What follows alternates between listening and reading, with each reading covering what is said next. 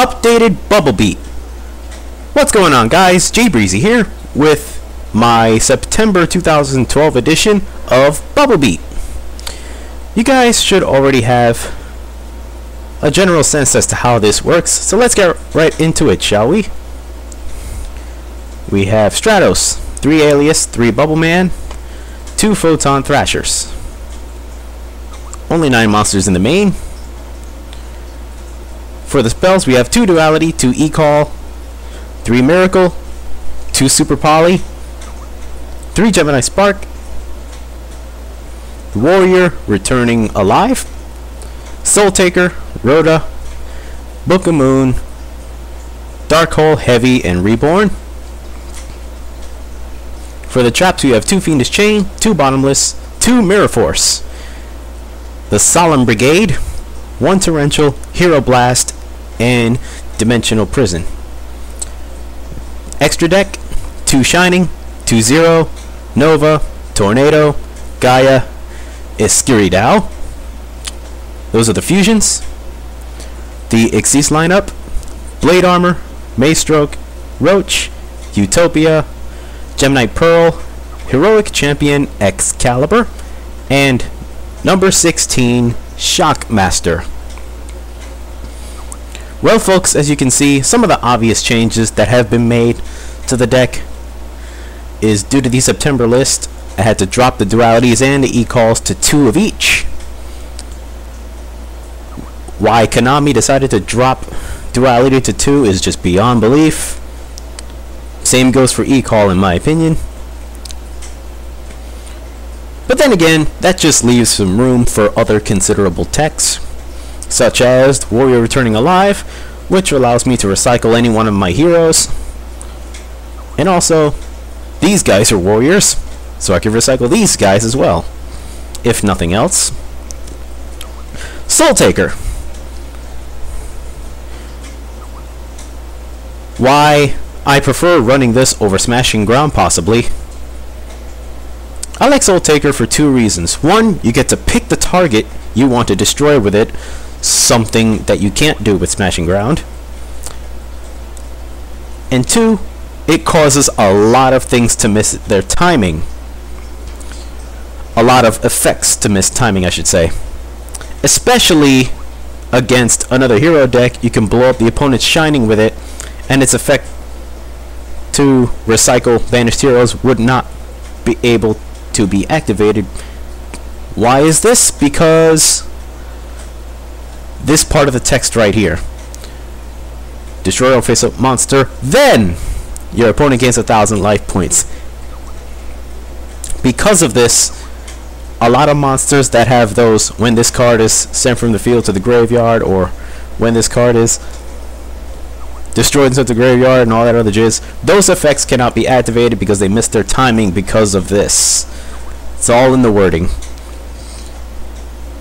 Which is why I prefer running this over Smashing Ground or some other considerable cards. The rest of the spell lineup is pretty standard for the most part.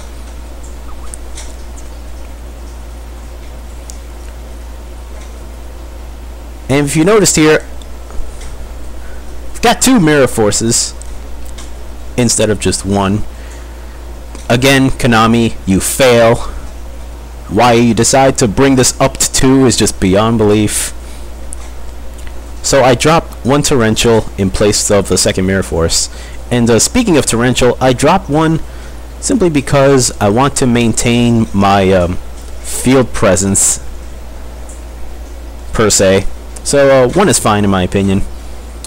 1 Hero Blast. I originally ran 2 before. I dropped 1 because 2 can be a dead draw at times. So 1 is fine in my opinion. Plus I can still recycle the alias if I need to with Warrior returning. And 1 D-Prison, just player preference. If not D-Prison, you could run compulsory over this. Your choice, obviously. Apparently. I mean, I suppose I should say. Your choice, I suppose. Taking a look at the extra deck here, you'll notice I dropped the third Shining. And I ran 2 Novas before. I dropped one of those just to make room for other considerable extra deck choices. And I have a Scurry Dow here. He is TCG legal now, so I can go and start shitting on those Dark Worlds. Yeah. And because of this, I can main Super Poly. Yes. Woo! Now then, 1 Blade Armor. I originally ran 2 before. I dropped 1. Again, because I want to make room for other considerable texts. Just a matter of versatility. Maystroke, the Book of Moon of Xyz. This card is just too good not to run.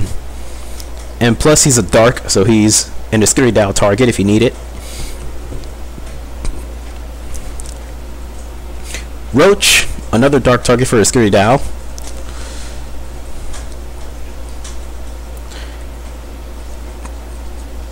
I was worried about Chaos Dragons before, but now in this new format, what I'm really worried about right now is plants and plant synchros, and possibly agents, and even psychics, and Telidad, possibly, or Tefnuit Dad, which is supposed to be the new Telidad. Bullshit. Anyway, 1 Utopia. I ran 2 before. I dropped 1 again, just for a little bit of versatility. Gemini Pearl, the Gaia Knight of Xyz. Pretty good. And a new addition to the deck is Heroic Champion Excalibur. Love this card. One of the reasons why heroes have gotten so much better, in my opinion. He allows you to run over a lot of things. And you could even pull off the same OTK that you would normally be able to pull off with 2 Blade Armors. It's a little less damage, but altogether that would be like 8,400. Yeah, so you can still pull off that same OTK play with this guy. So good. And Shockmaster.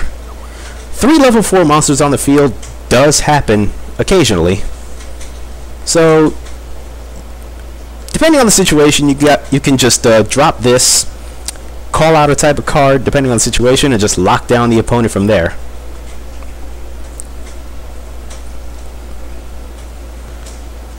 And the rest of this is pretty standard for the most part. There really isn't anything else I need to explain here. So I'm going to give you guys a quick rundown of the deck one more time. And let me know what you guys think.